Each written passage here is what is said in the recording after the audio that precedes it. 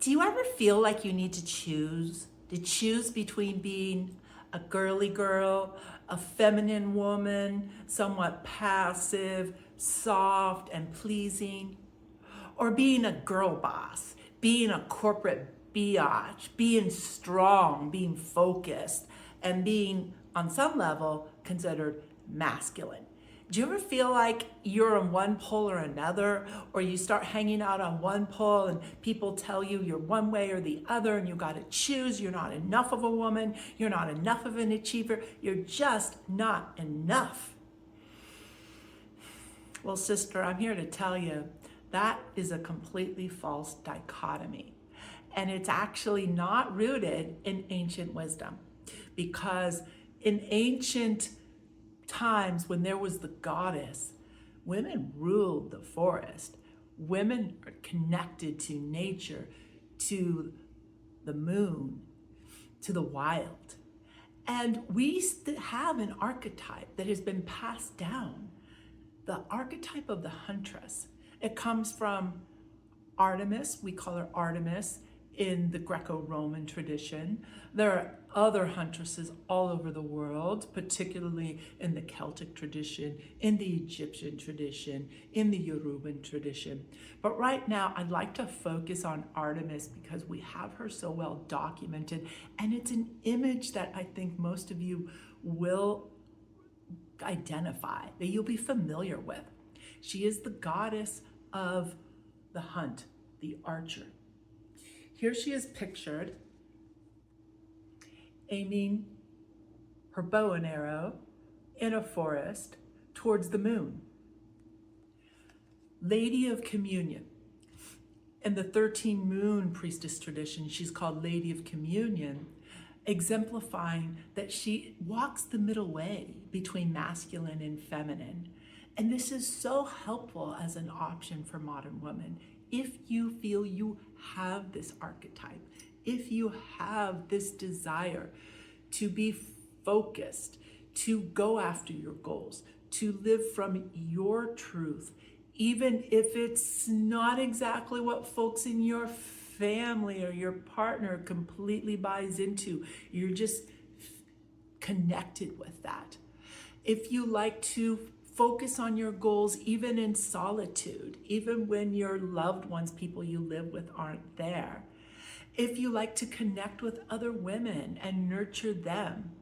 If you're deeply connected to nature, if you're a little bit wild, then connecting with Artemis is incredibly powerful for you. Now, one of the most powerful descriptions of Artemis comes from the iconic book, Goddess in Every Woman. This Jean Shinoda Bolen, she wrote it back in the 80s. She was a Jungian analyst studying the Jungian archetypes that really did dichotomize the feminine and the masculine, which is completely valid and useful because these exist in nature. But Jean Shinoda Bolen really, she's also a groundbreaking feminist and wanted to give women options, which her groundbreaking work does. Women were discovering new options, right? And she identifies Artemis as a virginal goddess. This is what she was considered in ancient times. She had other virginal goddesses with her. We know of Athena and Hestia, goddess of the hearth. Most of the other goddesses in the Greco-Roman times were vulnerable goddesses. They were defined by their relationships. So the idea of virginal doesn't mean that she was never got with a man. It means that she was not penetrated, that she was not defined by her relationship with a man. Nature stands before the patriarchy, right? So there is Artemis, fully connected, fully herself, and connected to the moon, connected to the earth. Now, we can cultivate Artemis qualities when we want to accomplish a goal, when we need to get a kickstart, when we want to can recharge in nature, when we also want to feel connected to our body, connected to our femininity, and still be women of accomplishment and still be constantly going after that next exciting goal. You see me getting all excited about this because when I learned about this archetype from Jean Shinoda Bolen, I was literally blown away, because I myself have been an Artemis woman my whole life, wanting to study, wanting to travel, running around in the woods, and I am to this day. It is just one of many equally valid archetypes. It's not that one is wrong, one is right. I just feel that it's all too easy to dichotomize, and we lose this beautiful example of walking the middle way. Now, we know how much we revere this archetype. It's just that we forget about her sometimes. The name Diana is still very popular. Diana is what Artemis became in the Roman tradition. So if you are an Artemis woman, you're likely to really enjoy your relationships with other women just as much as you do with men. You're also likely to date or partner with a man who is inspiring to you, also has his own goals, and doesn't expect you to sublimate yours, or when he's gone, you're working on them yourself, right? You enjoy your solitude.